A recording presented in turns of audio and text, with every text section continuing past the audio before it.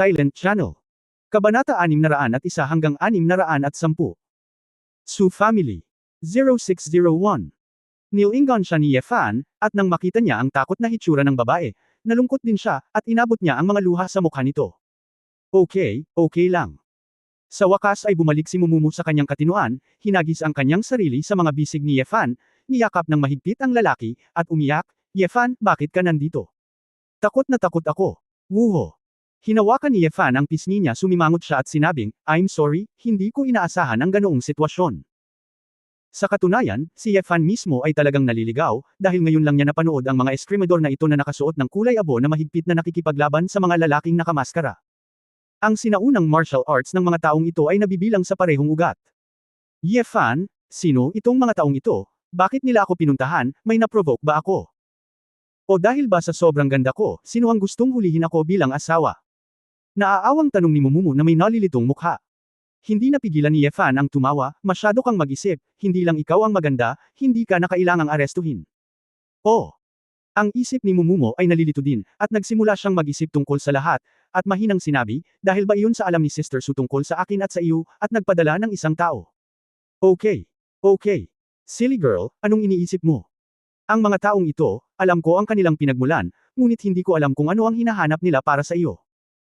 Habang nagsasalita si Yefan, napansin niya na may ilang eskrimador na nakaitim at kulay abo sa likod niya, pasuray-suray na tumayo, na parang may balak na tumakas. Song Yang. Sumigaw si Yefan, si Song Yang, na sumugod pa lang, ay sumugod na may ilang malupit na suntok, na nagpatamba muli sa mga taong ito sa lupa.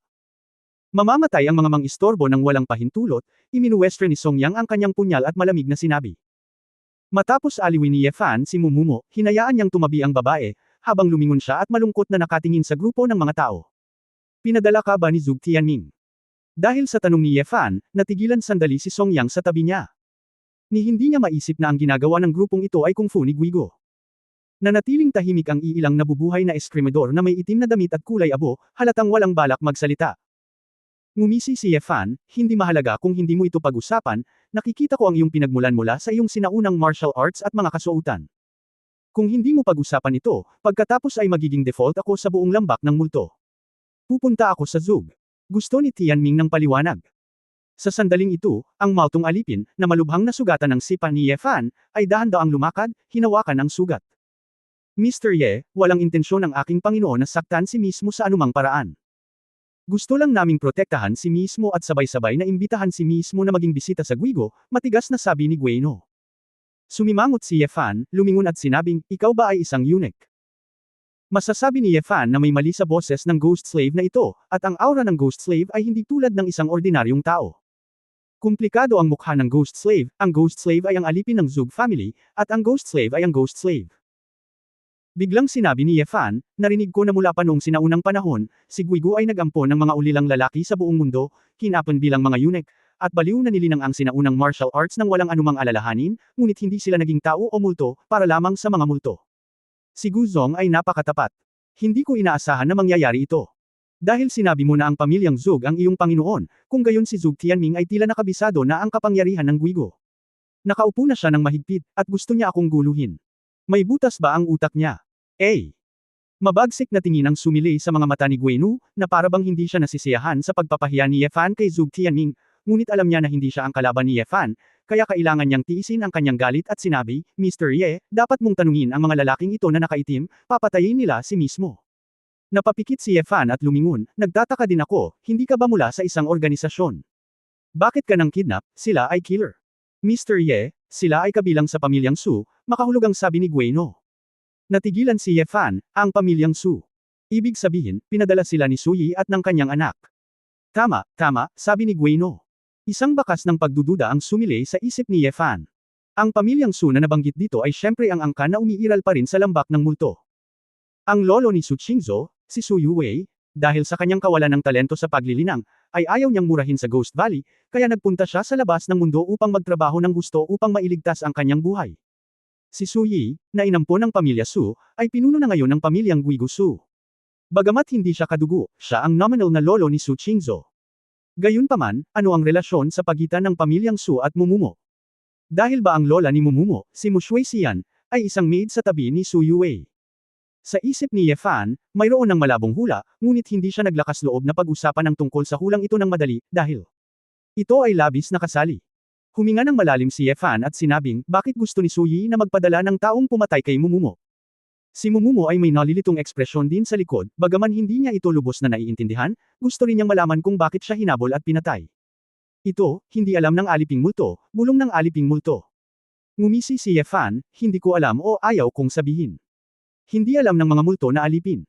Iginiit ng mga aliping multo, kahit na pumatay ng mga aliping multo ni Mr. Ye, hindi alam ng mga alipin ng multo. Hindi na sinasadya ni Yefan na magtanong pa, binigyan niya si Song Yang ng isang kindat, pagkatapos ay tumalikod, inakbayan si Mumumo, at inilagay ang ulo ng babae sa kanyang dibdib, tinakpan ang kanyang mga mata. Medyo nabigla pa si Mumumo, hindi niya alam kung bakit bigla siyang niyakap ng lalaki ng napakalambot. Gayunpaman, sa susunod na ilang segundo, nakarinig siya ng sigaw ng "aa" na nagmumula sa gilid. Pagkaraan ng ilang sandali, binitawan siya ni Yefan, hinawakan ang kamay ni Mumumo, at umalis sa eksena. Hindi napigilan ni Mumumo na tumingin sa likod ng may pagtataka, ang kanyang magandang mukha ay namutla at ang kanyang mga kamay ay nanginginig. Nakita ko na pinatay ni Song Yang ang lahat ng nakaligtas, kabilang ang mga aliping multo, at isa-isang itinatapon ang mga bangkay sa ilog upang maanod. Huwag kang matakot, dahil nasangkot ka na sa mga bagay na ito, tiyak na mas marami kang makakaharap sa mga ganitong bagay sa hinaharap, at makakakita ka ng mas maraming patay na tao. Nilingon ni Yefan ang babae at malumanay ng ngumiti, gayunpaman, paprotektahan kita, at hindi na ako hihingi ng baon mong pera sa pagkakataong ito. Si Mumumo ay napakatapang din, at nang marinig niya ang mga salita ng lalaki, unti-unting nabawasan ang pagkabalisa ng kanyang puso. Hindi niya maiwasang samandal sa braso ni Yefan at bamulong, ayaw mo ng pera ko, gusto mo ba ang tao ko? Naramdaman ni Yefan ang isang malambot na bahagi at pinisil ito sa kanyang braso. Pakiramdam niya ay talagang malakas ang kapital ng dalaga, at masarap magkaroon ng pera at nutrisyon sa bahay. Nakakaasar talaga itong feeling ng kabataan at kaseksihan. Nang may sasabihin pa sana si Yefan, nakita niya ang isang kotse sa harap niya na nakaparada sa intersection, at ang mabilis na tumakbo pababa ay si Su Qingzhou. Nang bumaba si Su Qingzhou sa kotse, nakita niya ang isang lalaki at isang babae na naglalakad sa ilalim ng street lamp sa hindi kalayuan. Kabanata 0602 Aling Hakbang 0602. Nakita ni Su Qingzhou, na ngayon palang kinakabahan, ang eksenang ito, agad niyang ikinuyong ang kanyang pink na kamao, nanginginig ang kanyang mga mata.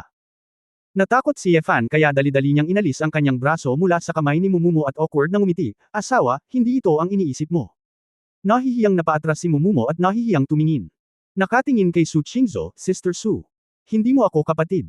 Saway ni Su Qingzhou. Bamantong hininga si Yefan, Miss, makinig ka sa paliwanag ko. May mga mata ako, kaya hindi ko kailangan ng paliwanag mo.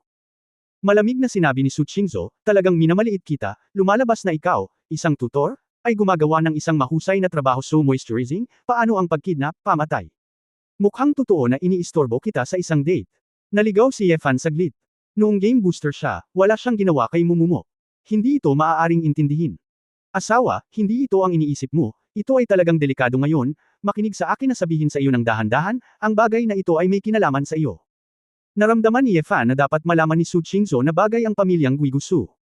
Ngunit galit na galit si Su Qingzhou kaya wala siyang oras para makinig sa lalaki na ipaliwanag ito, hindi mahalaga sa akin, magagawa mo ang anumang gusto mo. Pagkatapos noon, tumalikod si Su Qingzhou at tumakbo pabalik sa kotse, umalis na lang.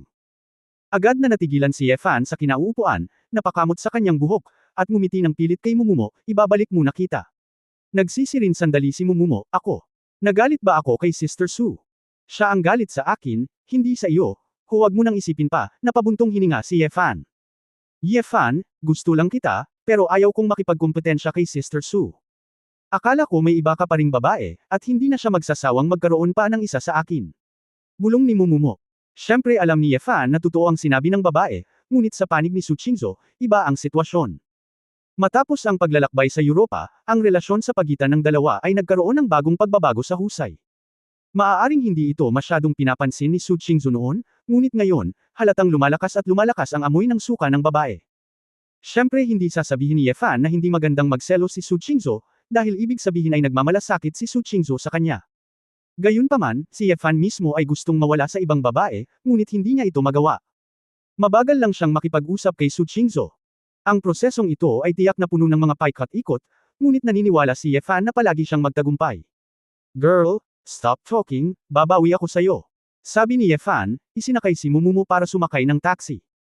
Gayunpaman, umiling si Mumumo at itinuro si Songyang na sumusunod sa likuran, ang tiyuhin na iyon ay ipinadala mo upang protektahan ako, tama ba?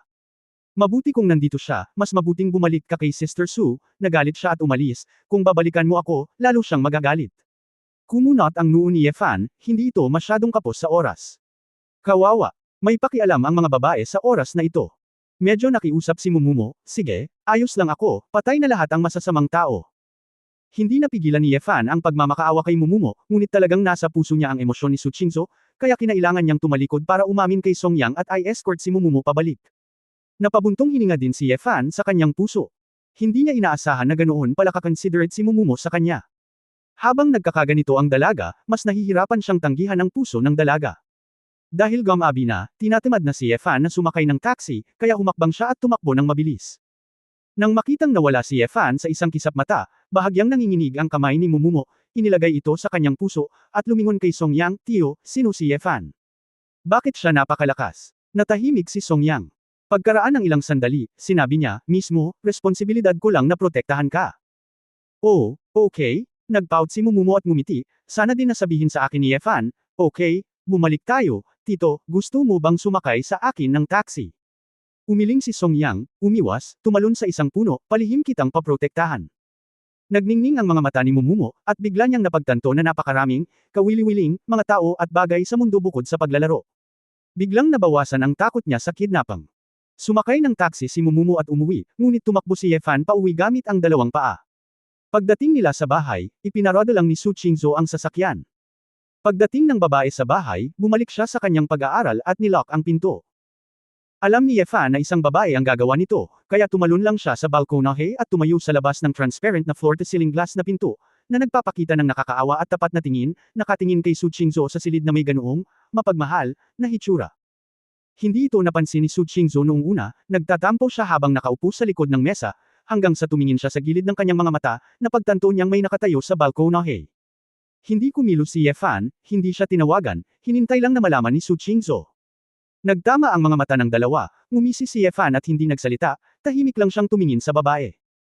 Ang malamig na hangin ay umaalulong sa labas, kahit na ang katawan ni Ye Fan ay hindi malamig, ngunit sa mga mata ni Su Qingzhou, natural niyang iisipin na ang lalaki ay tinatangay ng malamig na hangin. Ngunit nagalit si Su Qingzhou, kaya nagkunwaring hindi niya ito nakita. Pagkatapos magbuhos ng isang basong tubig, bumalik siya sa mesa at nagsimulang magtrabaho ng husto. Hindi sumigaw si Ye Fan, at nagpatuloy sa paghihintay sa balkonahe, tahimik na naghihintay ng kapatawaran ng babae. 20 o 30 minuto ang lumipas. Natagpuan ni Su Qingzhou na ang lalaki ay umiinom pa rin ng hanging hilagang kanluran. Kahit nagalit pa rin siya, hindi siya komportable. Bumangon siya, naglakad papunta sa pinto, binuksan ang floor-to-ceiling na pinto, at malamig na sinabi, ano ang gusto mo? Sa tingin mo, okay lang bang magpanggap na nakakaawa? Ipinagmamalaki ni Ye Fan, at alam na ang babae ay magiging malambot ang puso, ngunit ang kanyang mukha ay napaka sa isang malungkot na tingin, sinabi niya, asawa, alam kong ikinalulungkot kita, at hindi ko inaasahan na makikinig ka sa aking paliwanag. Gusto lang kitang panuurin ng tahimik, at kapag huminahon ka, gusto mo akong bugbugin o pag-alitan, at naroon ako. Sa paligid mo. Tumigil ka nga. Bawal kang magpanggap na nakakaawa. Bumalik ka na sa sarili mong kwarto. Sumimangot si Su Qingzhou, ngunit hindi na niya kinaya. Alam niyang pinaglalaroan siya ng lalaki, pero malambot ang puso niya. Umiling si Ye Fan, hindi ako aalis, Mrs., kung hindi mo ako patatawarin, hindi ako aalis. Kung gayon manatili ka rito magpakailanman at huwag umalis. Aalis na ako. Pagkatapos magsalita ni Su Qingzhou, tumalikod siya at lumabas ng study, at bumaba. Alam ni Ye Fan na babae ang nagbigay sa kanya ng hakbang, kaya mabilis siyang sumunod, naglakad pababa kasama ang babae, at pumasok sa kusina. Tulog na si Tita Jiang, naglabas si Su Qingzhou ng isang kahon ng vegetable salad mula sa refrigerator, at tila nagplanong magmerienda sa gabi, dahil hindi siya gaanong kumakain sa auction sa gabi. Nagmamadaling humanap ng tinidor si Ye Fan at iniabot ito sa babae, asawa, gusto mo ng limonada, ibubuhos kita ng baso. Hindi, kung malamig, binuhusan mo pa ako ng tubig na yelo, ay freeze mo ba ako hanggang mamatay? Tamang-tama matapos itong pag-isipan ni Ye Fan, at muling nagbuhos ng mainit na tubig, ngunit pinigilan pa rin siya ni Su Qingzhou. Ayokong uminom ng tubig, at hindi ka nanginginig sa harap ko. Tatanungin kita, saan kayo nagpunta ni Mumumo? Kabanata 0603 Mga sangay. 0603. Matalim na tinitigan ni Su Qingzhou si Ye Fan, na parang lie detector, na kinukunan ng lahat ng banayad na ekspresyon ni Ye Fan. Nilunok ni Ye Fan ang kanyang lalamunan at sinabing totoo, anyway. Hindi pa rin talaga ako umabot sa puntong iyon. Hinangaan ni Yefan ang kanyang determinasyon. Hubad na hubad si Mumumu sa hotel. Kung hindi pa siya nagtimpi noong mga oras na iyon, mahirap magsalita ngayon. Alam ba ni Mr. Mo ang tungkol sa relasyon ninyo ni Mumumo? Tanong muli ni Su Qingzhou. Hindi ito dapat maging malinaw, kung hindi ay kanina ko pa sana ako ginugulo, sabi ni Yefan na may mapait na ngiti. Alam mo na dadating siya para guluhin ka, kaya dapat mong malaman na kasi simula pa lang niya sa kolehiyo, sabi ni Su Qingzhou. Tumango si Yefan. Bagaman hindi malaking bagay para sa isang estudyante sa kolehiyo ang umibig sa mga araw na ito, siya ay may asawa na, at si Muzusong ay puno ng mga inaasahan para sa kanyang nag-iisang anak na babae, at sa pagkakataong ito, siya ay napahiya. Napabuntong hininga si Su Qingzhou, gusto ni Muzusong na sanayin ang anak na ito na maging isang world-class na pianist, sa tingin mo ba ay papayag siya? O, ikaw, ang marangal na hari ng impyerno, ay nagpaplanong gumamit ng dahas para pilitin si Muzusong na pumayag. Napahiya si Yefan. Sabi, asawa, masyado kang maraming iniisip ngayon, paano ko magagawa ang ganoong bagay? Hindi ba ito ay katulad ng pagnanakaw ng mga bandido kay Mrs. Jai? At saka, mayroon akong napakagandang babae. Hehe. Huwag hipi at ngumiti, sa madaling salita, hayaan mong sabihin ko sa iyo, si Feng Yueying, Ning Zimo at ang iba pa ay lampas sa aking kontrol, ngunit si Mumumo ay hindi pa pumapasok sa lipunan o kahit na nagsimula sa buhay kolehiyo. Siya ay ignorante pa rin sa maraming bagay. Maganda ito, ngunit hindi ko makontrol ang sarili kong mga bagay. Galit na sabi ni Su Qingzhou. Si Yefan ay walang kamalay-malay na tumingin sa ilalim niya at naisip, kung hindi mo talaga mapigilan ang iyong sarili, paano ka pa magiging birhen? Asawa, huminahon ka, alam ko. Ngumiti si Yefan, nagpaplanong lampasan muna ang bagyong ito, at pagkatapos ay i-drag ito. Sa sandaling ito, may tumawag sa mobile phone ni Yefan. Nakita ni Yefan na ito pala ay si Wu Yeshu muli, at mabilis itong kinuha, ano ang sitwasyon? Kuya. Ako. I'm sorry for you. Narinig ni Yefan ang panginginig sa boses ni Wu Yeshu, at hindi niya maiwasang kaagad, itinaas niya ang kanyang puso sa kanyang lalamunan. May nangyari na naman. Sinabi ni Wu Yeshuang, pinuprotektahan ni Songyang si Mumumo nang siya ay umuwi, ngunit ang bahay ni Mumumo. At ang mga taong tinambangan, pinatay silang lahat ni Songyang, ngunit. Mumumo. Anong problema girl? Malakas na tanong ni Yefan, ang kanyang mga mata ay nagluluwa na ng apoy. Nagulat din ito kay Su Qingzhou, at kinakabahang tumingin sa lalaki. Siya ay sinaksak sa kanyang katawan gamit ang isang sanga at malubhang na sugatan. Ngayon dinadala siya ni Songyang sa Huahai City no. Isang hospital. Isang sanga. Tusok sa katawan. Namamanhid ang anit ni Yefan. Oo, meron. May nakatagong master. Inatake niya si Mumumo at tumakbo palayo. Iiyak na si Wu Yeshu, naramdaman niyang hindi niya natupad ang kanyang mga responsibilidad, I'm sorry. Brother, I've been remiss. Huwag kang umiyak, dahil si Songyang ay isang nakatagong master na hindi matukoy, kung gayon hindi mo ito mababago, pupunta ako kaagad sa ospital.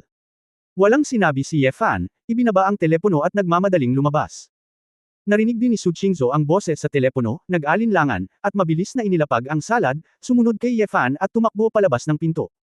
Papaalis na sana si Yefan nang makita niya ang babae na sumakay sa kotse, at nagtanong, pupunta ka rin ba?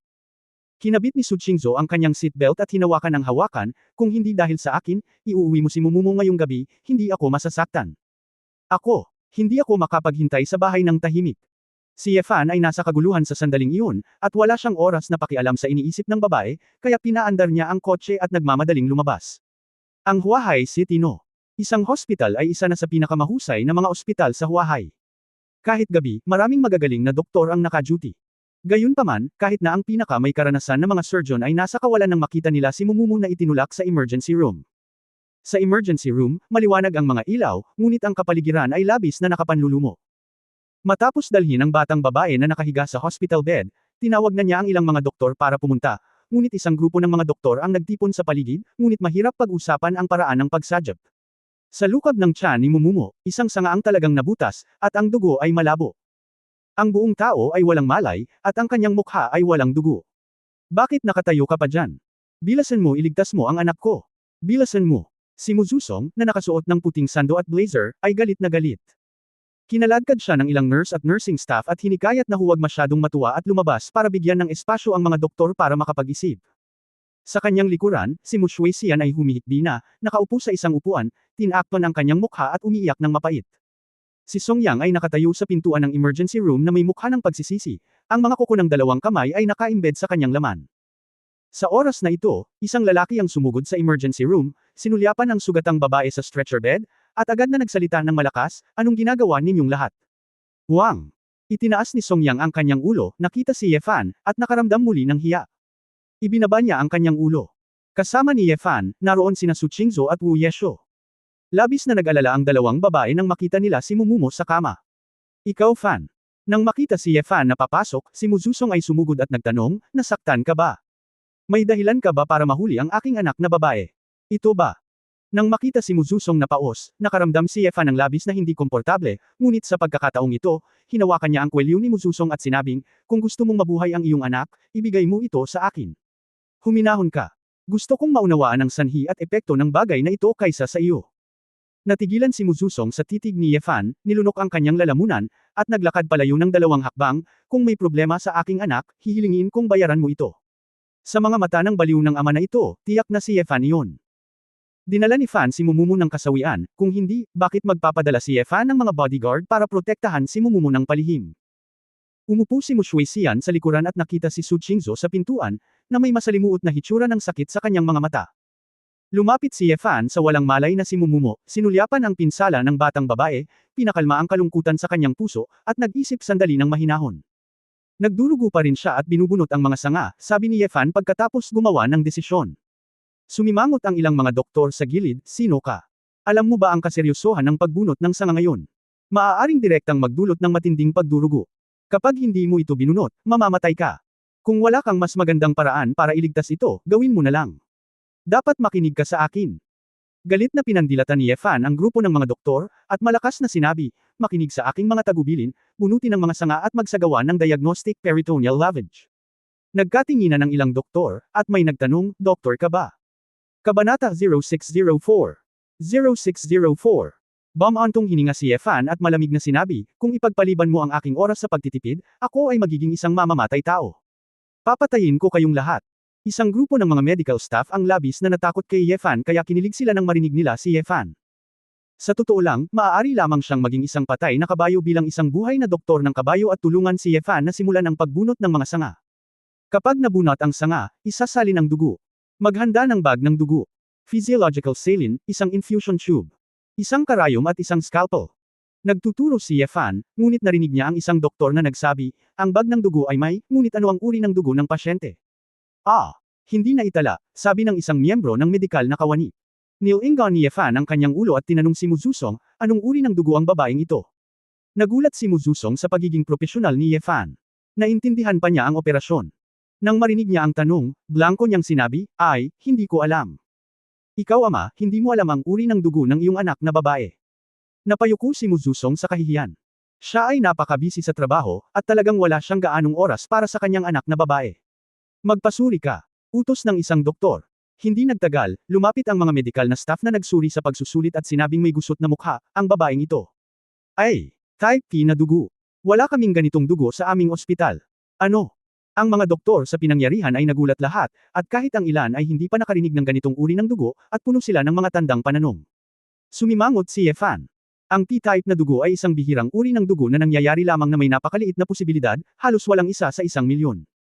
Ang naitala na uri ng dugo P ay napakabihirang. Kung walang bag ng dugo, walang pagsasalin ng dugo. Ano? Paano ito? Tingnan mo ito. Suriin kung anumang ospital ang may type P na dugo. O kung mayroong record ng pagpaparehistro para sa type P na dugo sa lungsod na ito. Maraming mga doktor ang abala sa pagsigaw, ngunit sa katunayan, halos maramdaman nila sa kanilang mga puso na si Mumumo ay walang magawa, dahil kahit na may dugo sa ibang mga ospital, malamang nahuli na. Si Muzusong ay mukhang desperado, nanlambot ang kanyang mga tuhod, lumuhad siya sa lupa, at sumigaw sa basag na paraan, anak ko. Mangyaring iligtas siya. Iligtas siya.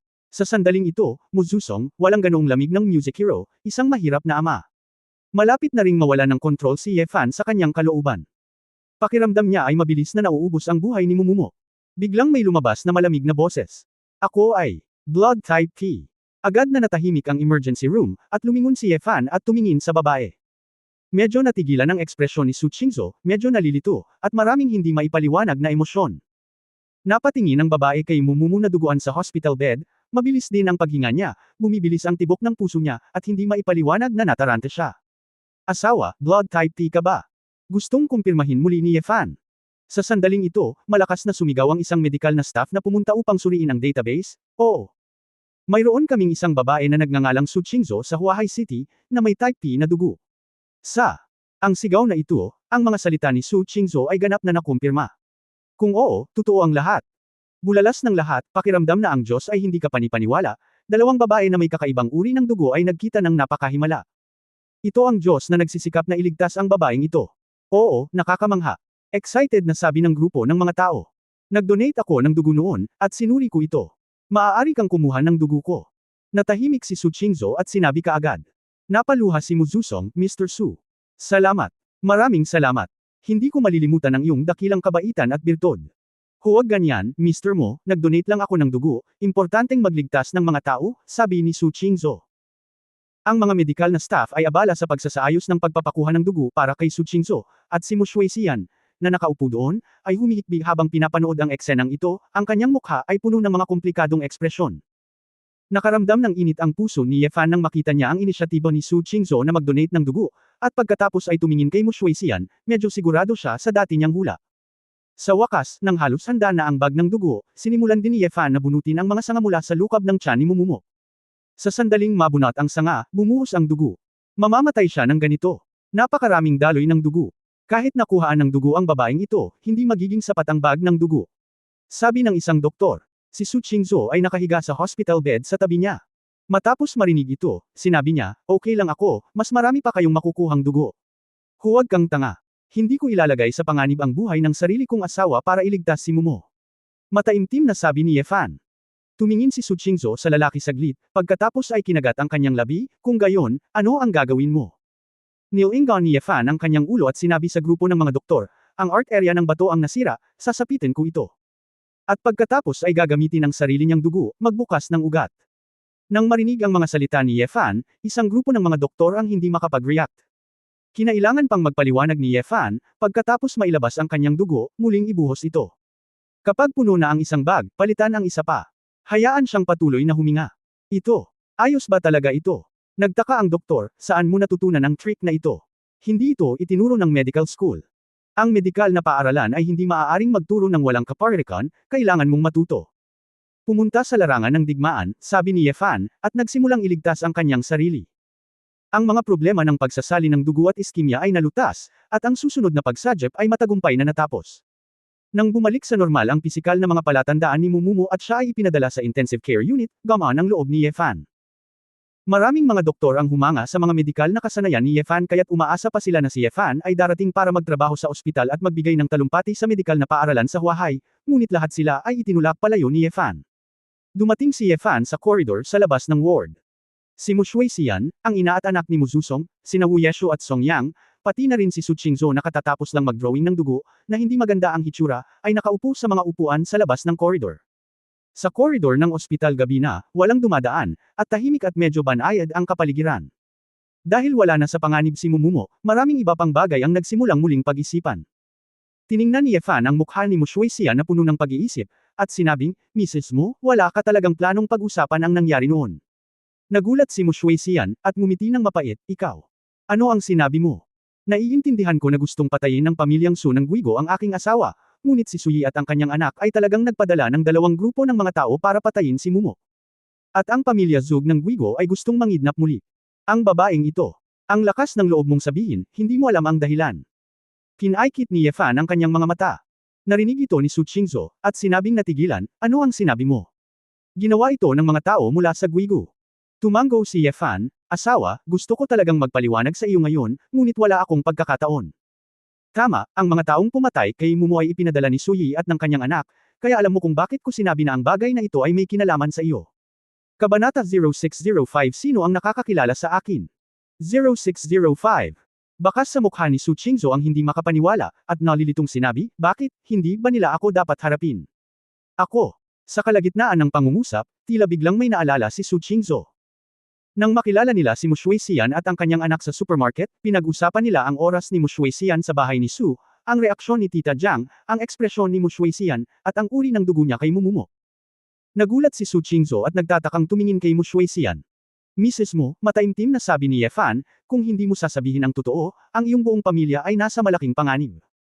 Hindi ka ba umaasa na ang iyong anak at apo ay mahuhuli lahat ng Ghost Valley sa hindi malinaw na paraan? Pumapatay ka ba ng tao? Dapat mong malaman na talagang napakadali para sa mga puwersa ng Guigo na patayin ka. Kaya lang, si Suyi at ang kanyang anak ay wala sa kapangyarihan. Hindi ko alam na may pinadala ako para protektahan si Mumo. Ngunit hindi lamang iilang tao, ang mga mandirigma ng paksayon ay magiging malakas lamang ngunit hindi mahina. Sa wakas ay natakot si Mushuixian nang marinig niya ang mga salitang ito, umiyak siya at umiling, hindi. Hindi sa gusto kong itago sa iyo. Nangako ako sa matandang babae noon na hindi ko masasabi ang totoo sa buhay ko. Lahat ng tao ay namamatay, sa tingin mo kaya mo itong itago? Malakas na tanong ni Yefan. Mom, what the hell is going on? Mom, what do you know? Tell me dali. Nag-aalalang tanong ni Muzusong. Nanginginig si Mushuixian, at inabot ang kamay para hawakan ang mukha ni Muzusong, anak. Ikaw, hindi ka biolohikal na anak ng iyong ama, talagang nabuntis kita bago ko nakilala ang iyong ama. Ang biolohikal mong ama ay si Su Qing. Ang lolo ni Zhu, si Su Yue. Sa sandaling bumagsak ang mga salita, si Muzusong ay natigilan, at si Su Qingzo ay nabigla at hindi makapagsalita. Itinaas ni Yefan ang kanyang ulo at bumantong hininga, gaya ng inaasahan. Noong oras na iyon, kami ni Yuan ay parehong katulong na lumabas sa Ghost Valley kasama ang master at ang kanyang asawa. Pero kalaunan, medyo mahirap pa ring sabihin si Mushuixian, at sa madaling sabi, mamaya nagkaroon ako ng anak sa aking sinapupunan, hindi ako kayang tiisin ng matandang babae, at gusto akong protektahan muli ng master, kaya umalis ako. Ako ay isang babae na lumaki sa Guigo ng higit sa 10 taon, at wala akong anumang mga kasanayan. Hindi madaling mabuhay sa mundong ito, not to mention paghila ang nakatatandang anak. Bilang A. Resulta, nakilala ko ang stepfather ni Cider.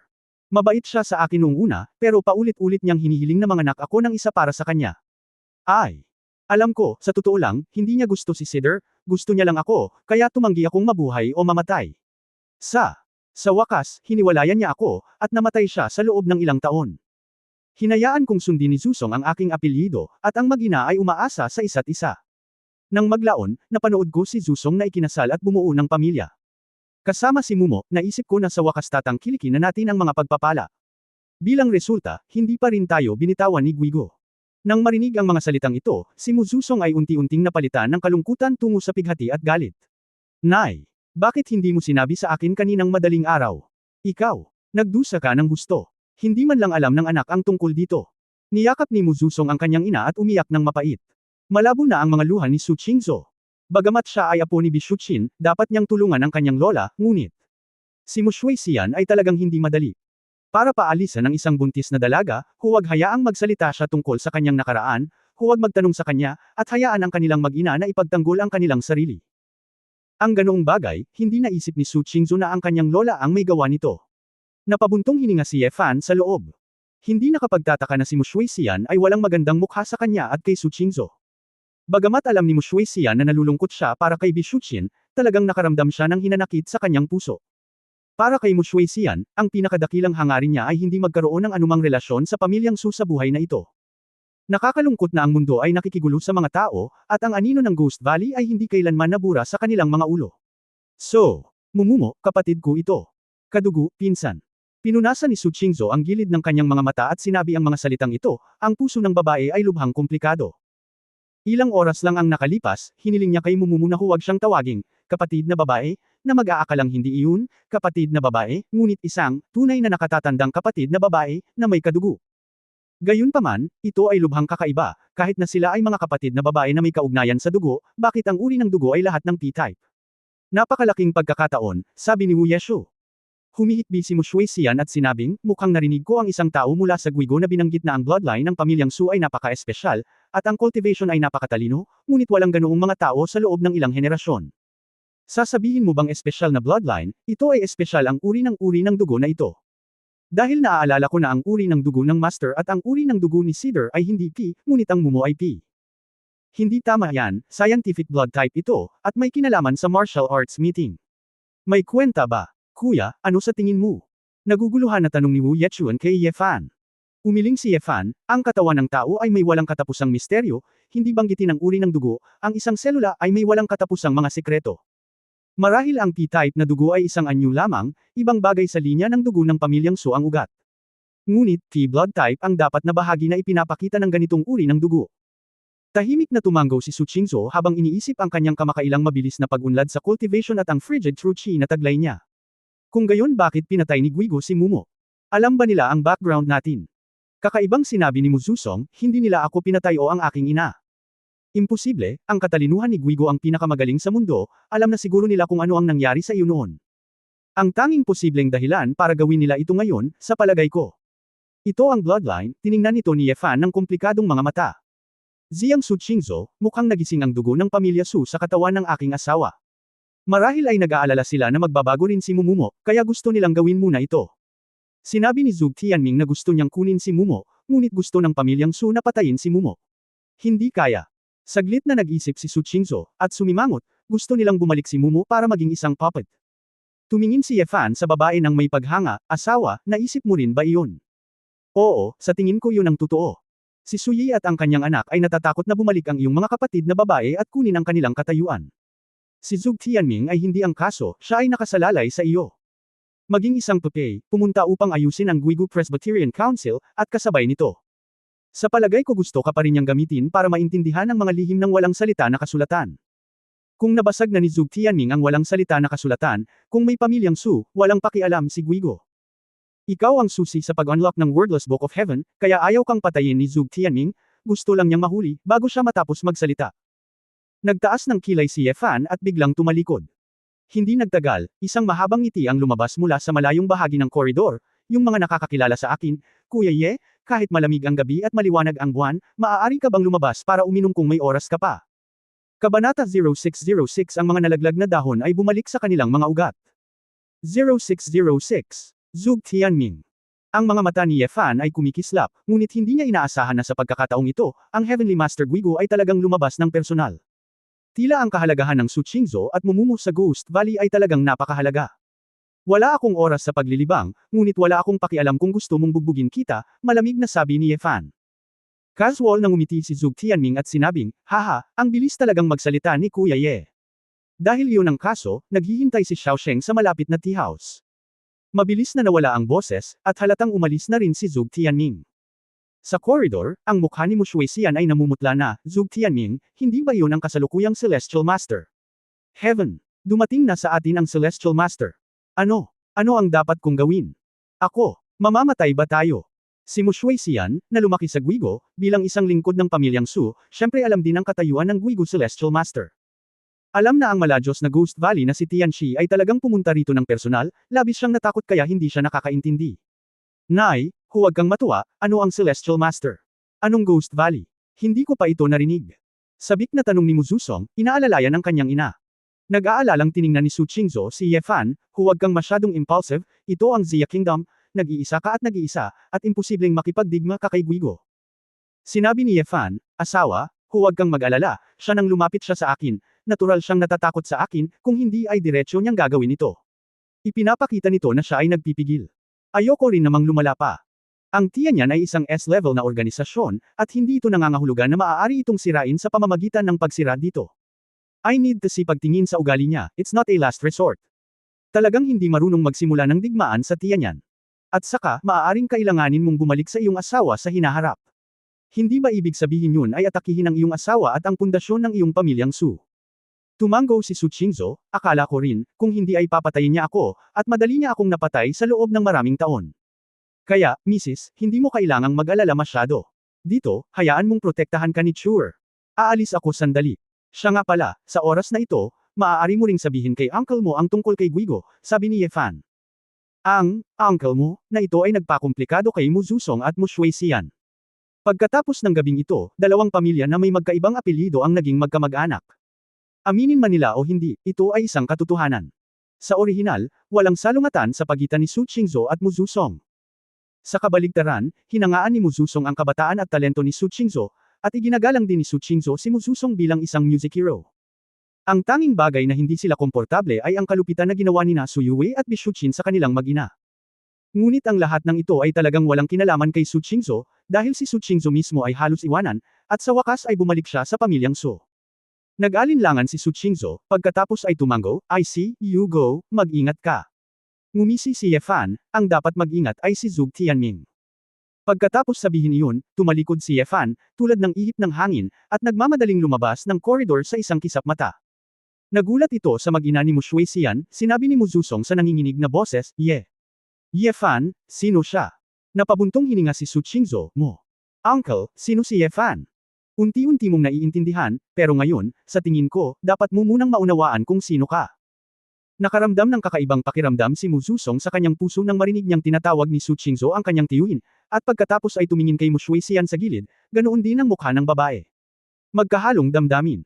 Miss Su, ikaw, hindi mo ba kami hinahamak? Kinakabahang tanong ni Mu Shuixian. Bakit ba ayaw mo, madam mo, wala kang ginawang masama, pero hindi napigilan ng lolo at lola ko ang mag-ina mo. Tsaka abandonado din kami ng nanay ko noon. Naiintindihan ko ang iyong nararamdaman. Matahimik na sabi ni Su Qingzhou.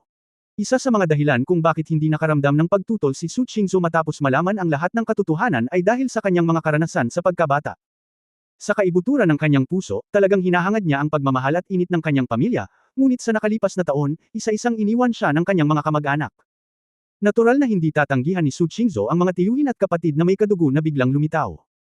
Ang tanging bagay na maaaring hindi siya komportable ay ang relasyon ni Mumumo at Yefan. Nang marinig ito, nagulat na sinabi ni Mumumo at Yefan Narcissus, ano? Ikaw at ang iyong ina. Din. Mapait na tumanggaw si Su Qingzhou, at sinabing, kaya, hindi mo na ako kailangang tawaging miss, maaari mo lang akong tawagin sa aking pangalan. Pagkatapos ng lahat, nagsilang ka ng isang bata para sa aking lolo, at pareho ka ng aking lola sa mga tuntunin ng seniority. Pero, Mrs. mo lang ang matatawag ko sa iyo, dahil napakabait sa akin ng lola ko. Ay. Naiintindihan ko, kumikinang ang mga mata ni Mu Shuixian, tapos tatawagan kitang Qingzhou, tita mo na lang ang itawag mo sa akin, ikaw si Ayuan Jiang. Actually, pareho kami ni Ayuan sa Su family sa Guigo. Ipinanganak bilang isang utusan, si Ayuan ay may talento para sa sinaunang martial arts at nagpractice ng isang mahusay na martial arts, ngunit ako ay isang ordinaryong katulong na babae. Noong pinalayas ako ng matandang babae sa bahay at ayaw kong ipalaglag ko ang bata, napakabait niya. Pagkatapos ng lahat, bagamat kinasusuklaman ni Mu Shuixian sina Su Yuwei at Bishuchin sa kanyang puso, walang pag-aalala at pananibig sa kanyang puot. Pagkatapos ng lahat, mula pagkabata, siya at si Jiang Yuan ay sinanay na maging mga alipin ni Su Yuwei, at ang konsepto sa kanilang mga buto ay ang maglingkod sa Panginoon ng buong puso. Dahil pinalayas siya sa pamilya Su sa kalagitnaan, kalahati ng sakit sa kanyang puso ang sinisisi sa sarili, at hindi na siya makakasama sa bahay ng amo. Ngayong handa na si Su Qingzhou na tanggapin ang kanilang ina at anak at maging isang pamilya, natural na tuwang-tuwa si Mu Shuixian. Para sa kanya, ang kasalukuyang Su Qingzhou ay ang bagong may-ari ng pamilyang Su. Tunay na ang pinakadakilang swerte sa kanyang mga huling taon na siya ay maaaring bumalik sa mga ugat. Bagamat hindi komportable si Mu Zuzong, hindi siya nang ahas na tumutol na makita ang kanyang ina na napakasaya. Higit pa rito, si Su Qingzhou ay mas mayaman kaysa sa kanya, may higit na katayuan kaysa sa kanya, at may asawang tulad ni Yefan. Kung ikinahihiya niya si Mu Zuzong, ito ay masyadong kakulangan ng emosyonal na katalinuhan. Okay, I'll call you tita mo. Su Qingzhou said, ang kasalukuyang sitwasyon ay napakadelikado, sasabihin ko sa iyo ng kaunti, haharapin natin ang mga tao mula sa Ghost Valley ng magkasama sa hinaharap. Si Su Qingzhou ay nasa ospital, sinabi kay Mu Shuixian at sa kanyang anak ang nangyari noon, at kung paano ipinagkatiwala ni Bishuchin si Yefan bago umalis, kaya tinutulungan sila ni Yefan na pigilan si Guigo at iba pa. Sa kabilang banda, sinunod ni Yefan ang mga pahiwatig na sadyang umalis si Zhou Tianming, hanggang sa isang malapit na tea house. Ang maliit na tea house na ito ay nagbebenta ng tsaa sa ibaba, at may ilang maliliit na eleganteng upuan sa itaas. Sa katunayan, ang may-ari ng tea house ay nakabalik na sa kanyang bayan para sa Chinese New Year, ngunit si Zhou Tianming, bilang isang Ghost Valley Heavenly Master, ay likas na bihasa sa sining ng Kimondongjia. Gamit ang kasanayan sa pag-unlock, binuksan niya ang pinto, binuksan ang ilaw, at humigop ng tsaa ng mag-isa. Umakyat si Yefan sa fumatak, na kahoy na hagdan patungo sa ikalawang palapag, at damilat nang makita niya ang iskolar na may maaliwalas na mukha, pinapanood ang buwan na umiinom ng tsaa. Dahil nalaman niyang amoy dugo pa rin ang bahay.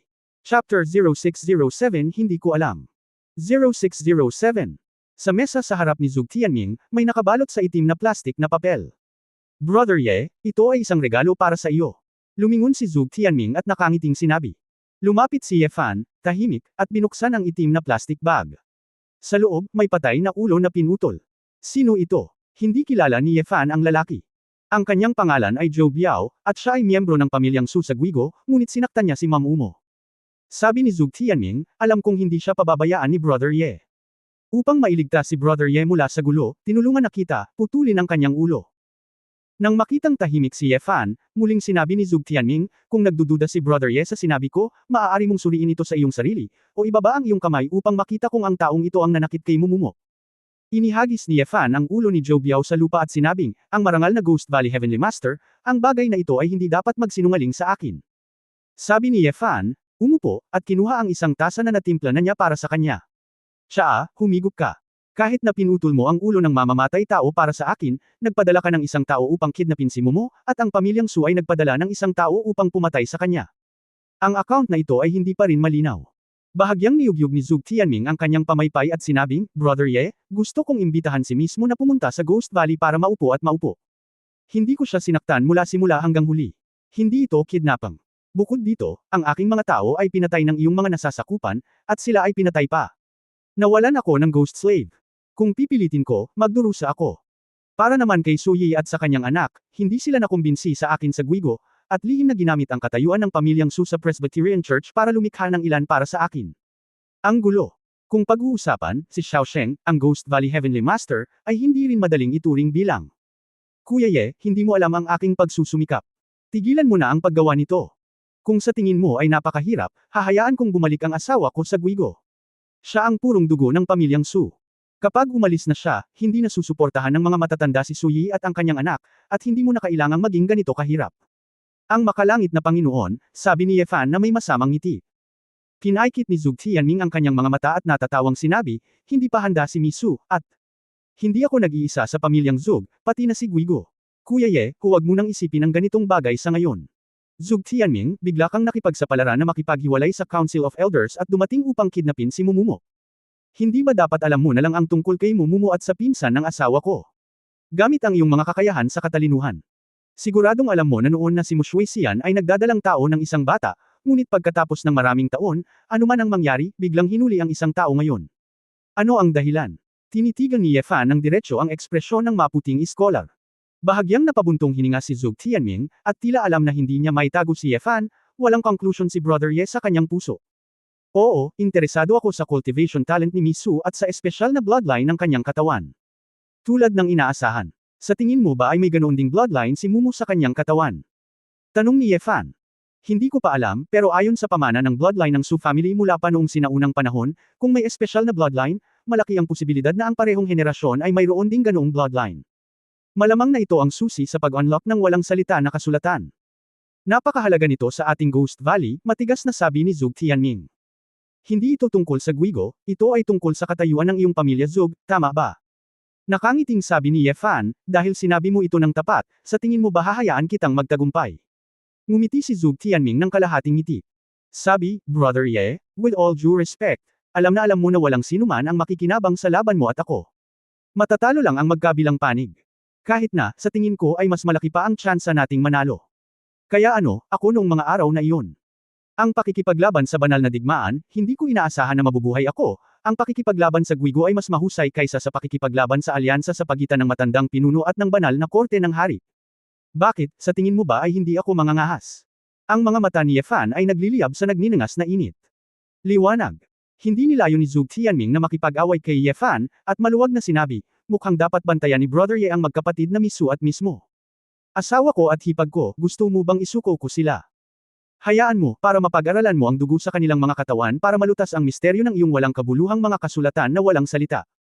Zug Tianming, napakatalino mo, pinatay mo itong Zhou Biao at umiwas sa sarili mo. Responsibilidad? Ngunit hindi ibig sabihin, gusto kita kapag nakikita kita, mataimtim na sinabi ni Yefan, kahit na nakikita mo ang lahat, ng iyong mga mata, ako, si Yefan, ay hindi kailanman natatakot sa iyo. At saka, hindi ka totoo it's omniscient, kung hindi. Bakit hindi mo alam ang sikreto ng wordless book ng pamilya mo? Haha. Natahimik si Zug Tianming saglit, pagkatapos ay biglang tumawa ng ilang beses, humigop ng tsaa, mapait na bamantong hininga siya, Brother Ye, sa totoo lang, iniisip ko noon na isa kang walang ingat na tao na nakaligtas sa pagiging puno ng pasyon at paglinang ng talento. Ngunit ngayon napagtanto ko na sa katunayan, ang iyong isip at ang diwa ng hindi pagkatakot ay ang susi para magkaroon ka ng mga tagumpay na ito. Isa ka sa iilang lalaki na nararamdaman kung hindi ko kayang talunin, sayang. Bakit kailangan mong tumayo sa tapat ko? Hindi ako kasing advanced gaya ng sinasabi mo, at wala akong masyadong achievement, isa akong walang ingat na tao, kung sino ang gumawa ng mali sa akin, kung sino man ang papatayin ko, at kung sino ang ayaw tumanggap, lalabanan ko siya. Ang mundong ito ay minsan komplikado, ngunit sa dulo ng maraming bagay, ito ay talagang simple. Matigas ang kamao, kung sino ang may huling say. Ngumisi si Yefan at sinabing, maasim na iskolar, hindi mo ba naisip na kapag pumunta ako ngayong gabi, gusto lang talaga kitang makachat? Nang maramdamang unti-unting lumaki si Ye Fan, nagmadaling ibinaba ni Zhou Tianming ang kanyang pamaypay at sinabing, Kuya Ye, teka. Kahit na gustong makipag-away ni Brother Ye kay Xiaosheng, pakiusap makinig muna. Gusto ni Xiaosheng na makipag-deal kay Brother Ye. Deal. Oo, mayroon akong 2 piraso ng impormasyon dito, na napakahalaga para kay Brother Ye. Kung handang makipagtulungan si Brother Ye, handa akong ibahagi ang 2 impormasyong ito. Sa tingin ko ay tiyak na magiging interesado si Brother Ye. Sabi ni Zhou Tianming na may mukha. Mahiwaga at tunay. Oh, tungkol saan? Tanong ni Ye Fan. Puno ng kumpiyansa ang mukha ni Zhou Tianming, tungkol ito sa buhay ni Brother Ye. May mga taong gustong pumatay sa akin, bawat minuto at bawat segundo, alam mo ba kung may kinalaman ito? Bahagyang bamantong hininga si Ye Fan. Kung gayon Kuya Ye, gusto mo bang malaman kung sino ang lamason sa iyong ina?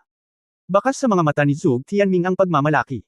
Ang puso ni Ye Fan ay nabigla, ang kanyang buong diwa ay na-tense, at ang eksena ng kalunos-lunos na pagkamatay ng kanyang ina sa kanyang harapan ay biglang lumitaw sa kanyang isipan noong siya ay bata pa. Maaari niyang hulaan mamaya na ang kanyang ina ay dapat na nalason upang samuka ng dugo hanggang sa kamatayan, at ito ay napakasakit pa rin, ngunit wala siyang paraan upang makahanap ng mga pahiwatig o ipaghiganti ang kanyang ina. Kamatayan ng nanay ko, hindi ba sabi ni tiya niya na hindi mo alam ang tungkol dito? Ang mga mata ni Ye Fan ay tila may thundercloud na kumikislap. Naalala niya na gumastos siya ng maraming pera para tanungin si tiya niyan para sa impormasyong ito, ngunit sinabi ni tiya niya na hindi niya ito mahanap. Sa sandaling ito, sinabi niya talaga na mayroon. Chapter 0608 Hindi ka pa kasal. 0608. Totoo na hindi namin ito natagpuan sa simula, ngunit ang aming tiya niyan ay nakakuha ng sapat na ebidensya pagkatapos na suriin at imbestigahan ang ilang mga tao na nakipag-ugnayan kay Brother Ye sa pamamagitan ng ilang mga aktibidad ni Brother Ye sa nakalipas na ilang taon. Sabi ni Zhou Tianming na may hitsura sa kanyang mukha.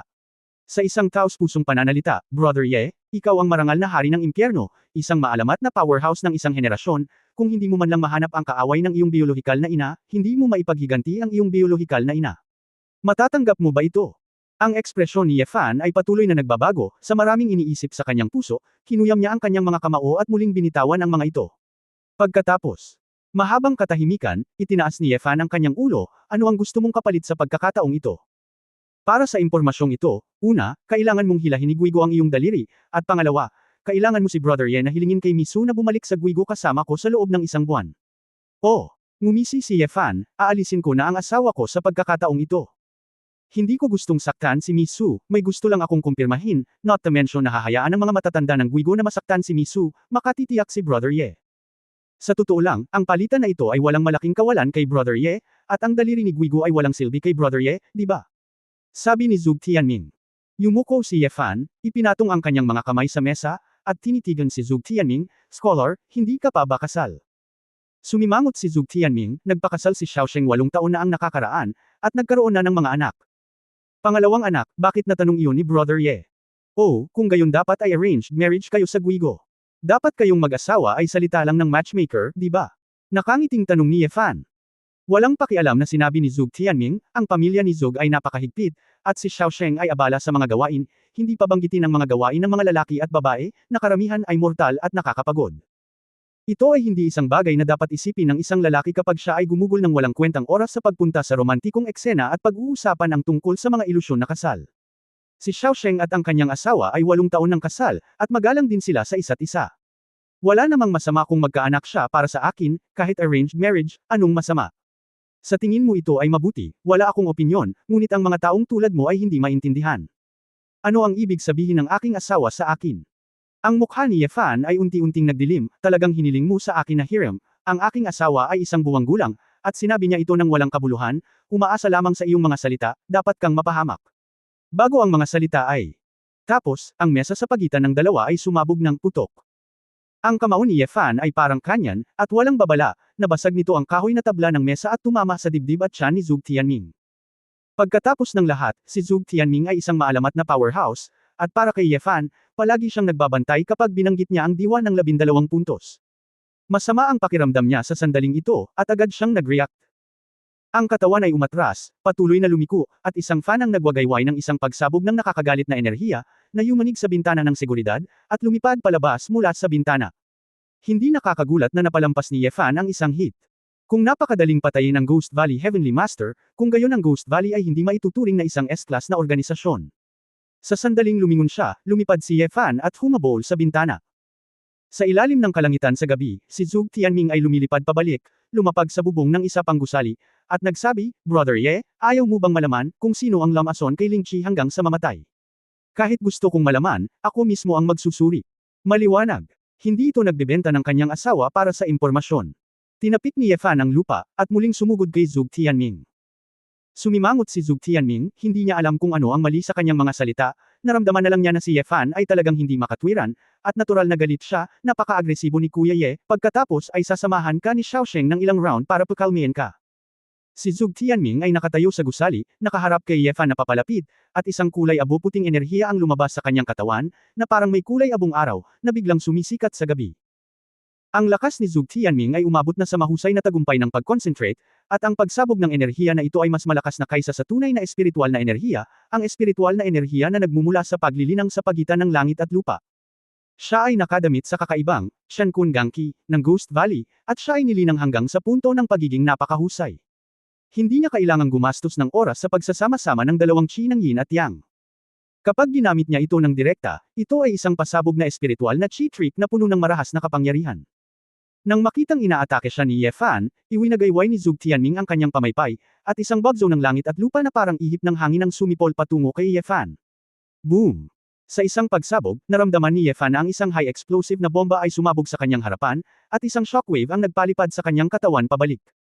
Kung hindi dahil sa kahangahangang pisikal na fitness ni Ye Fan, karamihan sa mga tao ay mahiwaga. Napakalakas ng Chen Kun Chi. Tiningnan ni Ye Fan ang mga basag na damit sa kanyang dibdib at pinunit ito, ipinakita ang kanyang malakas na pangitaas na katawan. Napakakapangyarihan din ni Brother Ye. Siya ay talagang isang malakas na practitioner ng dayuhang paglilinang. Talagang makakain niya ang aking Chen Kun Chi. Matalim ang mga mata ni Zhuge Tianming, at marahan niyang niyugyug ang kanyang pamaypay. Ang kanyang folding fan ay halatang gawa sa isang espesyal na material, upang makayanan nito ang presyon ng kanyang paglabas kay Chen Kun Gangki. Nararamdaman ni Ye Fan na kung hindi siya maghiwa-hiwalay, maaaring hindi siya kasing husay ni Zhuge Tianming sa mga tuntunin ng paglilinang, ngunit sa kabutihang palad, nakagawa siya ng isang bagong tagumpay sa kanyang paglilinang kamakailan, at natanto ang koneksyon sa pagitan ng sinaunang martial arts at ng kapangyarihan ng langit at lupa. Si Tianming ay isang kalaban, at mayroon siyang magandang laban upang makita kung kaya niya itong talunin. Huminahon si Ye Fan, at pagkatapos mag-isip tungkol sa mga pinaka-extreme na galaw na kaya niyang master, nag-post siya ng basic na, long fist, starting style. Ang Changquan ay ang pinakapangunahing sinaunang martial art. Ito ay may malaking poster, binibigyang pansin ang pagkakahanay ng mga kamay at paa, at malawak na bumubukas at sumasara. Ang mga pangunahing kasanayan ng isang mandirigma. Nais ni Ye Fan na ang sinaunang martial arts ay ganap na magkasya sa kapangyarihan ng langit at lupa, at gamitin ang kapangyarihan ng langit at lupa para talunin ang kalaban, hindi niya kailangan ng masyadong komplikado at magarbong mga bagay, hanggat kaya niyang gampanan ang malalim na kahulugan na gustong ipahayag ng sinaunang martial arts, sapat na iyon. At ang Changquan, ang mas pangunahing boxing, ay talagang pinakamalapit sa pinaka-primitive na kahulugan ng sinaunang martial arts, na mas angkop. Ibinaluktot ni Ye Fan ang kanyang mga paa, ibinaba ang sentro ng grabidad ng kanyang katawan, pinakalma ang kanyang puso, humakbang, at pagkatapos ay sumuntok ng suntok. Nang lumabas ang suntok na ito, walang iniisip si Ye Fan, puro kaisipan lang iyon, dinudurog ang kanyang kalaban. Nagtataka si Zhuge Tianming kung bakit ginamit ni Ye Fan ang napakahabang kamao para labanan siya. Pakiramdam niya ay minamaliit siya ni Ye Fan, ngunit nalaman niyang sa sandaling nasuntok ang kamao ni Ye Fan, mayroong isang matinding hindi maipaliwanag na kapangyarihan. Para bang tinutusok ang katawan niya. Ano ito? Nagulat si Zhuge Tianming, at nagmamadali siyang nagwagayway ng chi ng langit at lupa gamit ang kanyang pamaypay, bumangga sa hindi nakikitang puwersang ito. Bang! Isang pagsabog ang tumunog, at ang Chen Kun Gangki ay sumabog. Si Zhuge Tianming ay walang oras na mag-isip tungkol dito, at si Ye Fan ay naglakad na sa harapan niya na parang hangin. May sasabihin ang Kabanata 0609. 0609. Hatiin ang kamao. Mag-cross kamao. Suntok. Suntok. Ang kamao ni Ye Fan ay parang isang galit na anino, ang kanyang footwork ay parang cheetah sa damuhan, at ang mahabang kamao ay siya ang gumawa. Sa kanyang physical fitness, ang tila simpleng fist path ay naging parang sirang kawayan. Paulit-ulit na umiwas si Zhuge Tianming at lumaban gamit ang pamaypay sa kanyang kamay, ngunit nagawa niyang umatras. Nag-away silang dalawa mula sa tuktok ng isang palapag hanggang sa isa pa, ang kanilang mga figure ay tumatalon sa pagitan ng mga sahig na parang mga multo. Patuloy na nagsasalpukan ng mga kamao at paa nina Chen Kun Gangki at Ye Fan, at maraming mga gusali ang nabasag ng mga pagsabog. Isa-isang nasuntok ang mga bahay na gawa sa reinforced concrete. Buti na lang at hindi ito residential area. Ito ay karaniwang isang walang laman na gusali ng tindahan. Kung hindi, sapat na para matakot ang mga kalapit na residente na tumawag ng pulis. Nalaman ni Ye Fan na bagamat kakapasok lang niya sa threshold at natutong pakilusan ng kaunting kapangyarihan ng langit at lupa, gayunpaman, hindi siya magiging dehado sa pakikitungo kay Zhuge Tianming, na nagko-concentrate. Bukod dito, ang kapangyarihan ng langit at lupa ay nakakabawi din para sa kahihiyan ng kanyang nag-iisang paraan ng pag-atake, kung minsan ay hindi maabot ng letigo. Malayang ginamit ni Ye Fan ang pinakapangunahing sinaunang martial arts, at ang kanyang mga kamao ay patuloy na pumutok patungo kay Zhuge Tianming. Ang kakayahan ni Zhuge Tianming na mag-concentrate at makabisado ay natural na hindi biro. Bagamat lumilitaw na siya ay isang iskolar at tila hindi mahilig makipag-away at pumatay, hindi ibig sabihin na mahina ang kanyang talento sa sinaunang martial arts. Sa kabaligtaran, ang lakas ni Zhuge Tianming ay malalim na nakatago, at karaniwan lamang niyang ipinapakita ang dulo ng malaking bato ng yelo. Kahit na hindi niya maintindihan kung paano ito ginawa ni Ye Fan, nagawa niyang labanan ang kanyang chi ng walang totoong chi, ngunit si Zhuge Tianming ay hindi walang magawa. Nagagawa lamang ni Ye Fan na lumaban, hindi para sabihing hindi epektibo si Chen Kungang laban sa kanya, hanggat nakahanap siya ng tamang pagkakataon, maaari rin niyang pahirapan si Ye Fan. Inalis ni Zhuge Tianming ang pamaypay, inipit ito sa kanyang baywang, at ibinaba ang kanyang katawan pabalik, ang kanyang mga braso ay nakaunat, at ang espiritual na enerhiya ay natipon sa kanyang mga binti. Walong porma sayon, estilo ng paglipad ng ibon. Tila naging mas magaan ang figure ni Zhuge Tianming, sumasayaw sa hangin. Ang magaan na gawain na orihinal na nangangailangan ng ikasampu ng isang segundo ay naging parang maaari niyang baguhin muli ang kanyang direksyon sa ikasampu ng isang segundo. Sa loob ng ilang panahon, ang posisyon ni Zhuge Tianming ay naging napakahirap na malaman, at mas mahirap pang hawakan ito. Ginamit ni Ye Fan ang footwork ng pagliit ng 1 pulgada, pinaikli ang distansya mula sa Zhuge Tianming hanggat maaari, at reflexively naglaro ng isang malaking smasher. Ito ay tulad ng isang bundok na gumuguho, at ang umaalo na palad ay binaril, at ang kapangyarihan ng langit at lupa ay parang isang avalanche, na naglalabas kay Zhuge Tianming. Si Zhuge Tianming ay kahanga-hanga. Sa huling pagkakataon na nakita niya si Ye Fan, hindi pa niya natuklasan na si Ye Fan ay may hindi nakikita at napakalakas na kapangyarihan. Bagamat may impormasyon na napabuti si Ye Fan, pinatay niya si Skeleton, ngunit hindi niya ito personal na naranasan. Hindi ko talaga maisip na napakalakas ng hindi kilalang kapangyarihang ito. Ngunit hindi siya walang magawa, ang espiritual na enerhiya ni Zhuge Tianming ay dumadaloy sa buong katawan niya, at sa pamamagitan ng mga espesyal na acupoints at mga ruta ng swerte, ang mga function ng kanyang katawan ay biglang nagpapabuti. Long Fei, Tiger Wings. Sinampal ni Zhuge Tianming ang nababasag na tablet ni Ye Fan gamit ang kanyang mga palad, at ang isang chi ng Chen Kun ay mas sumabog kaysa dati. Sunod-sunod na napaatras ang dalawa. Ang lugar na kanilang nabangga ay gumuho, at isang malaking butas ang lumitaw ng direkta sa bubong ng isang gusali. Ang 8 arrays, ni Guigo. Medyo malakas talaga. Napapikit si Ye Fan, narinig niya na ang Zhuge family ng Guigo ay may sinaunang martial art na nag-evolve sa pamamagitan ng arrays, na maaaring gumawa ng mga mandirigma sa labanan. Ang pagpapabuti ng estado ay hindi lamang sa bilis, depensa, lakas at lakas ng pagsabog, at iba pa. Kundi nagiging mas malakas din ang mga mandirigmang sama-samang lumalaban. Noong sinaunang panahon, maraming mga alagad na lumabas sa Ghost Valley ang gumamit ng mga kasanayan ng 8 porma sayon upang maging walang kapantay na mga general, na nagpatanyag sa sinaunang martial arts na ito. Hindi pa ito nakita ni Ye Fan, ngunit sa wakas ay nakita na niya ang kapangyarihan ng 8 arrays. Kung hindi dahil sa pagbuti ni Zhuge Tianming sa kanyang physical fitness at explosive power of aura, si Ye Fan ay nangunguna ngayon. Gayunpaman, kahit na ganoon, si Ye Fan ay lubos na nasisiyahan sa kanyang puso. Kung hindi siya nag-disintegrate, dapat nasa state of concentration ang kanyang lakas. Sa pilitan pa niyang nilagpasan ang kapangyarihan ng langit at lupa at nilabanan si Zhuge Tianming na kapantay niya. Ang kapangyarihan ng langit at lupa ay talagang mas makapangyarihan kaysa sa espiritual na enerhiya ng mapagnilay-nilay na kaharian, ngunit sa kasamaang palad, si Ye Fan ay baguhan lamang sa ngayon at hindi ito magagamit ng maayos. Gayunpaman, ito ay nauugnay din sa Changquan ni Ye Fan Shi, palm technique, hindi ang pinakadalisay na sinaunang martial arts. Ang Changquan ay umunlad sa loob ng libu-libong taon, at nagkaroon ng mga paglihis sa maraming lugar. Upang sabihin na ang pinakadalisay na sinaunang martial arts na maaaring makabisado ni Ye Fan sa kasalukuyan ay, syempre, ang sinaunang swordsmanship na kanyang ninakaw mula sa Tongren. Ang nag-iisang alo ng kanyang kamay ay yumanig sa diwa ni Zhuge Tianming. Swordsmanship. Kakaiba ang naramdaman ni Zhuge Tianming, halatang walang espada si Ye Fan, ipinakita lang niya ang kanyang mga daliri sa espada at gumawa ng isang kilos ng swordsmanship, ngunit hindi ko alam kung bakit. Naramdaman niya na si Ye Fan sa sandaling ito, para bang nagtataglay ng walang katulad na espada. Brother Ye, anong klaseng kasanayan ang pinagkadalubhasaan mo? Napakahusay. Hindi maiwasan ni Zhuge Tianming na humanga dito. Walang ekspresyon ang mukha ni Ye Fan. Sa sandaling ito, ganap niyang pinasok ang mundo ng sinaunang martial arts, naramdaman ang taginting sa pagitan ng sinaunang swordsmanship at langit at lupa. Kanyang gumalaw ang mga paa, gumalaw ang kanyang katawan, at nahulog ang espada. Sa isang alon ng sword finger ni Ye Fan, parang isang hindi nakikitang higanteng espada ang bumagsak sa lupa. Ang hangin ay nagpakawala ng isang malakas na buntong hininga, hindi makayanan ang kapangyarihan ng espada ni Ye Fan, ito ay parang isang pagluluksa. Hindi napansin ni Zhuge Tianming ang anumang pagbabago-bago sa kanyang nakakagalit na enerhiya, at wala siyang makitang anumang enerhiya, kaya naramdaman niyang may nahati na sa kanya sa kalahati. Snake Array. Ang anyo ni Zhuge Tianming ay nabago ng ilang sandali, at sa electric light flint, tumalon si Kankan mula sa killing range ng espadang ito. Boom! Ang nahati sa kalahati ang buong apat na palapag na gusali. Ang reinforced concrete ay parang papel. Nilingon ni Zhuge Tianming ang eksena, ang buong katawan niya ay tensyonado. Ang pinaka-nakakatakot ay hindi kung gaano kabanggas ang mga panlilinlang ni Ye Fan, ngunit hindi niya ito maintindihan. Ano ba talaga yan? Hindi ito totoong enerhiya, hindi ito magic, hindi enerhiya ng espada. Anong uri ng enerhiya ito?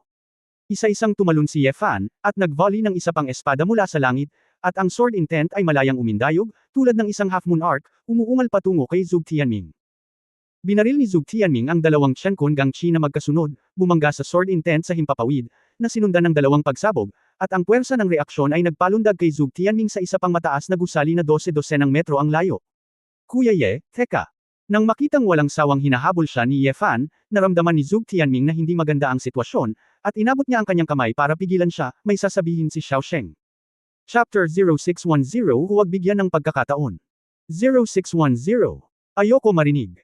Walang pakialam si Ye Fan kung ano ang sasabihin ng lalaking ito, magaling siyang tumugtog, hindi ako sigurado kung kaya niya itong patayin, ngunit mabuti nang talunin siya, kung hindi, ang lalaking ito ay talagang iniisip na hindi niya ito mapapagaling, mas mayabang.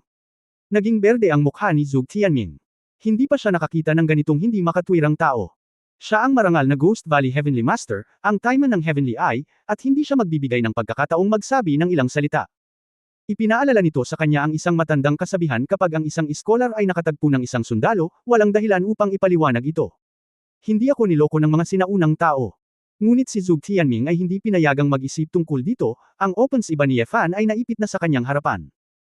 Walang pagpipilian si Zhuge Tianming kundi kumagat ng bala at patakbuhin ang espiritual na enerhiya upang mag-set up ng isang malakas na kalasag sa paligid ng katawan, at ang yin at yang qi ay patuloy na nagtagal. Earth loading, bird flying, snake pan. Ang tatlong uri ng 8 porma sayon ang ginamit ng magkasama, at lahat ng depensa, bilis, at sensitivity ni Zhuge Tianming ay napabuti.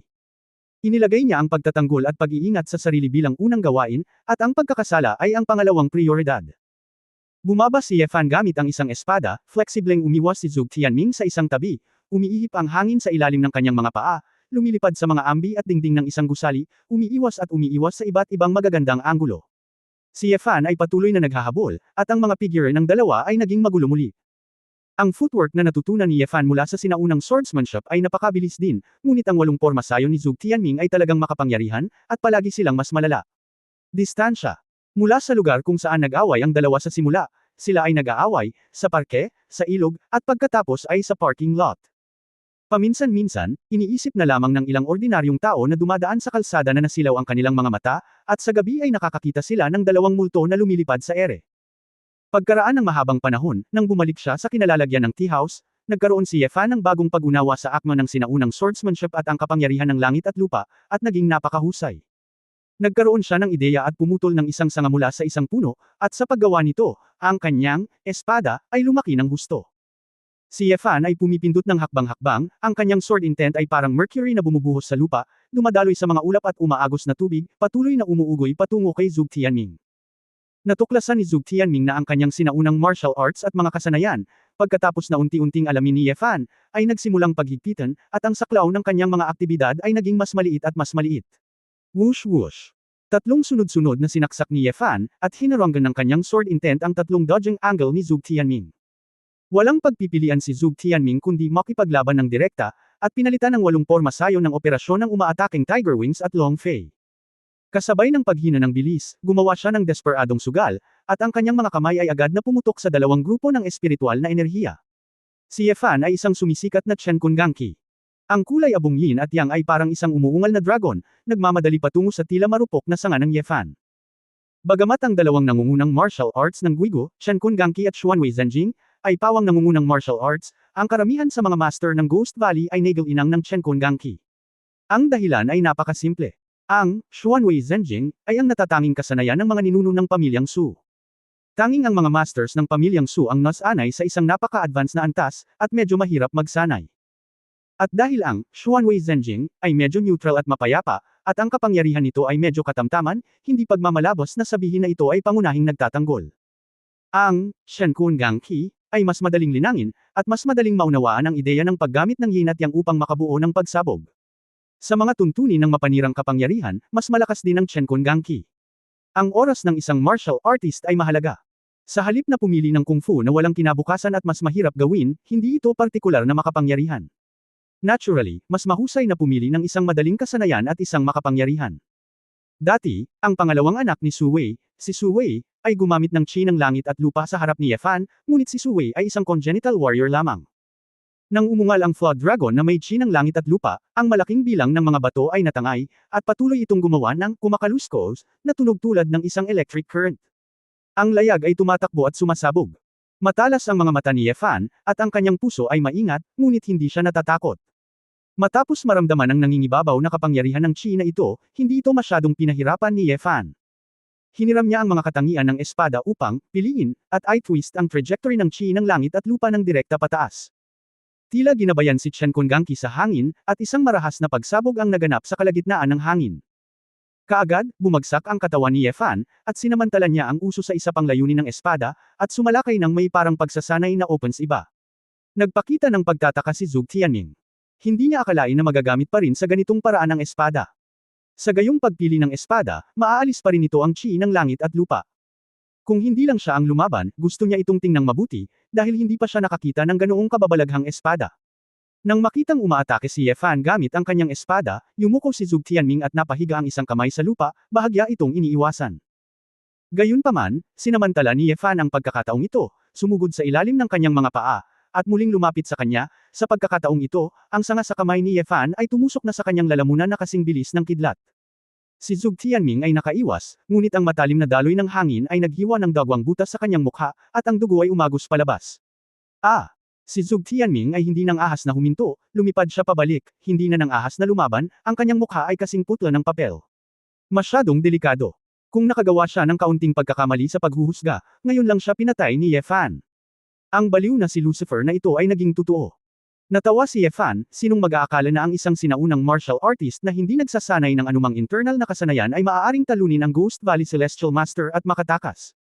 Sa pagkakataong ito, walang alinlangang nakumpirma ang hula ni Ye Fan, ang paraan ng kanyang sariling paglilinang ay talagang tama. Nang makita si Zhuge Tianming na lumilipad, isang matalim na tingin ang sumilay sa mga mata ni Ye Fan, at muli niya itong hinabol. Ang kanyang pisikal na lakas ay tiyak na mas malakas kaysa kay Zhuge Tianming, hindi siya natatakot na lumaban gamit ang kanyang mga paa, at hindi pa siya nahihiwa-hiwalay, at hindi niya naipakita ang kanyang tunay na 100% na lakas. Ang pagpatay kay Zhuge Tianming at nagdulot ng kaguluhan sa Ghost Valley, para direktang pumalit si Su Qingzhou. Mukhang isang magandang plano. Si Ye Fan ay nag-iisip tungkol dito. Ngunit nang si Ye Fan ay susubukan ng ganap na lutisin ang labanan, dalawang figure ang biglang lumitaw sa kanyang harapan at sumanib kay Zhuge Tianming. Elder Yang. Elder Zhang. Gumaan ang pakiramdam ni Zhuge Tianming nang makita niya ang taong paparating, at huminto sa bubong ng isang gusali. Napakunot ang noo ni Ye Fan nang makita niya ang isang matandang lalaki na nakaitim at isang nakaasol, at siya ay lihim na nagpupuyat, dahil ang dalawang matandang ito ay talagang may aura ng pag-concentrate sa pagsisimula. Sa ganitong paraan, nangangahulugan ito na kailangan niyang harapin ang tatlong mandirigma na nasa larangan ng konsentrasyon. Posible rin na may ibang mga mandirigma na nasa ambush, ngunit hindi pa sila nakarating sa ngayon. Nang makita ni Zhuge Tianming ang pagdating ng suporta, sa wakas ay kinailangan niyang tumalikod at tumingin kay Ye Fan na may komplikadong mga mata. Brother Ye, hinahabol mo pa rin ba ako? Pagtatapos ng kabanatang ito. For more videos, please like, share and subscribe.